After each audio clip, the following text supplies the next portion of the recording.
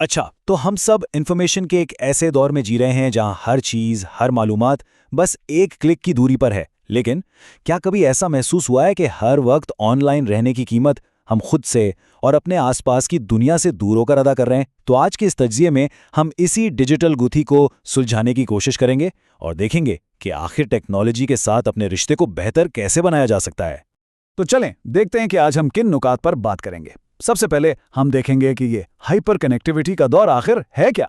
फिर हम जानेंगे कि जो सर्विसेज मुफ्त कहलाती हैं उनकी असल कीमत क्या है।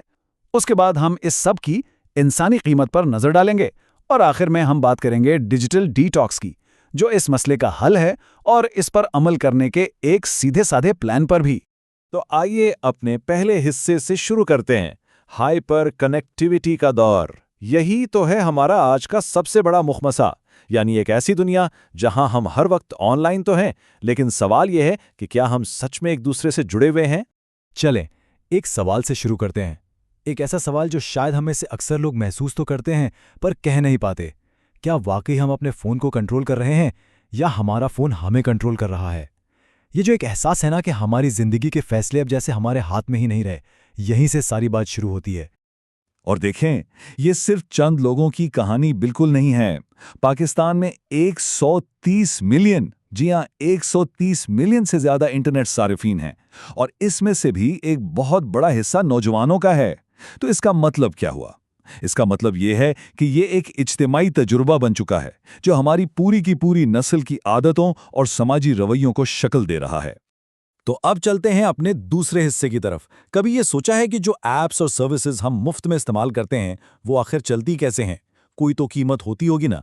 आइए इस बिजनेस मॉडल के पीछे छिपी असल कीमत को समझते हैं। एक कहावत है जो आज की डिजिटल दुनिया की हकीकत को बिल्कुल साफ साफ बयान कर देती है। डेटा नया तेल है।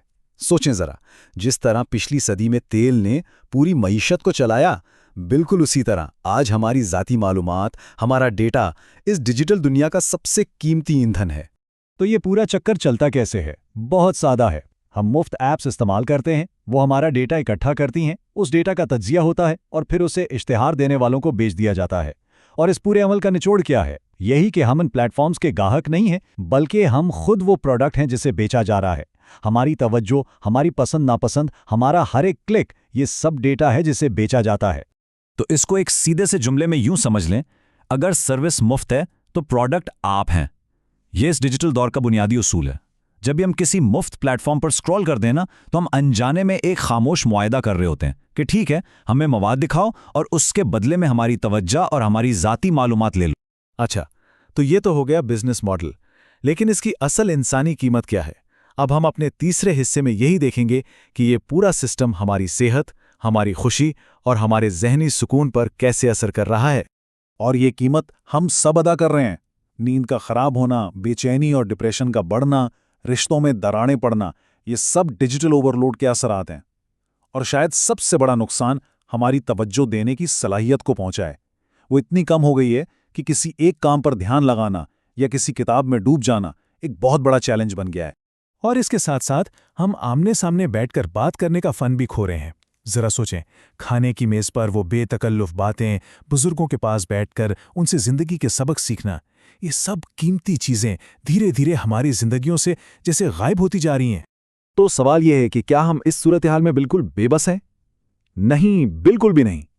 अब जब हमने मसले को अच्छी तरह समझ लिया है तो चलें इसके हल की तरफ बढ़ते हैं। और वो हल है डिजिटल डिटॉक्स, यानी अपनी जिंदगी का कंट्रोल वापस अपने हाथों में लेने का रास्ता। तो ये डिजिटल डिटॉक्स आखिर है क्या चीज़? देखें, ये इस्तिलाह पहली बार 2012 में इस्तेमाल हुई थी और इसका मतलब बहुत सीधा सा है।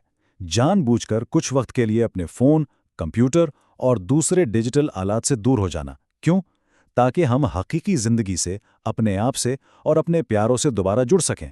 ये बिल्कुल ऐसा है जैसे हम अपनी डिजिटल ज़िंदगी से सारा कचरा और जहरीली चीज़ें साफ कर रहे हों। और जब हम ऐसा करते हैं तो इसके फ़ायदे वाकई हैरानकुन होते हैं। जहनी सुकून मिलता है, तवज्जो बेहतर होती है, नींद गहरी और पुरसुकून हो जाती है, हमारी तख्लीकी सलाहियत बढ़ती है और सबसे बढ़कर हमारे हकीकी दुनिया के रिश्ते मजबूत होते हैं। ये वही सब चीज़ें हैं जो डिजिटल ओवरलोड हमसे छीन लेता है और डिटॉक्स उन्हें वापस लाने का एक बेहतरीन तरीका है। अच्छा, ये सब सुनने में तो बहुत अच्छा लगता है, लेकिन सवाल ये है कि इस पर अमल कैसे किया जाए। तो चलें अपने आखिरी हिस्से में हम एक बहुत ही अमली प्लान देखते हैं।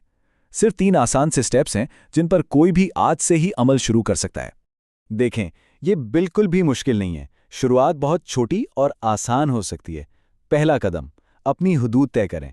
जैसे कि फैसला कर लें कि खाने की मेज़ पर और सोने से पहले फ़ोन इस्तेमाल नहीं करना। दूसरा कदम, फ़ोन की जगह कुछ और करने का मंसूबा बनाएं। कोई किताब पढ़ लें, वॉक पर चले जाएं या रिश्तेदारों से मिलाएं। और तीसरा कदम, टेक्नोलॉजी को ही समझदारी से इस्तेमाल करें। गैर ज़रूरी ऐप्स डिलीट कर दें और स्क्रीन टाइम को ट्रैक करें। याद रखें, शुरुआत छोटी होनी चाहिए। मकसद टेक्नोलॉजी को जिंदगी से निकालना नहीं है, बल्कि उसे कंट्रोल करना है। बात सिर्फ तवाज़ुन पैदा करने की है, ताकि टेक्नोलॉजी हमारी गुलाम हो, हम टेक्नोलॉजी के गुलाम ना बने। तो आखिर में एक सवाल सबके लिए, जब ये नई तवज्जो और इजाफी वक्त वापस मिलेगा तो वो पहली चीज़ क्या होगी जिसे दोबारा हासिल करना सबसे अहम होगा? कोई पुराना शौक, कोई अधूरी किताब, किसी अजीज से मुलाकात, या फिर बस चंद लम्हे सुकून से बैठकर अपने आप से बात करना? अच्छी बात यह है कि इंतखाब अब हमारे अपने हाथ में है।